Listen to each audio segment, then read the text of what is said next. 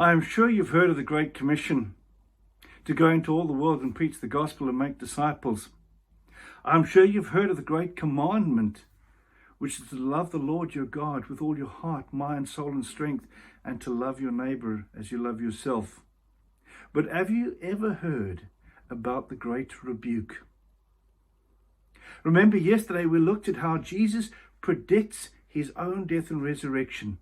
And here comes Peter. Peter, sometimes who spoke before thinking. Jesus spoke plainly about these things in verse 32 of chapter 8. And Peter took him aside and began to rebuke him. But when Jesus turned and looked at his disciples, he rebuked Peter and said, "Get behind me, Satan." He said, "You do not have in mind the concerns of God, but merely human concerns." Wow! What a sting!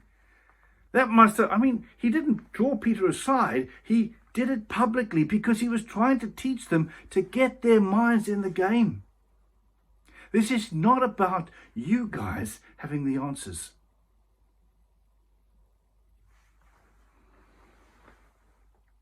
The Great Rebuke. How many times do we think that God has got it wrong? That we have a better plan or a better way? Remember, we are not God. We are the servants of the Lord. And in today particularly, there are so many people who are taking and twisting the word of God to suit the world, thinking that they've got it better. We've never got it better than God. And had Jesus listened to Peter, he wouldn't have gone to the cross, and he wouldn't have gone to the grave, and salvation would be lost.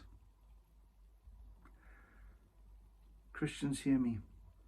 We have got to stop debating God, and we've got to start trusting God.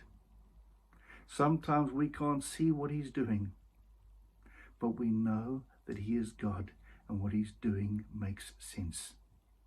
Jesus is working to save the world, and we struggle because we always think it would be a lot better if we had $1 million in our bank and a fancy car and security.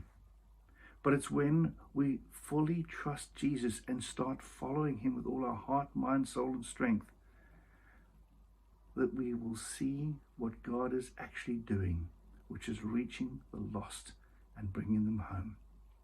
God bless and have a great day.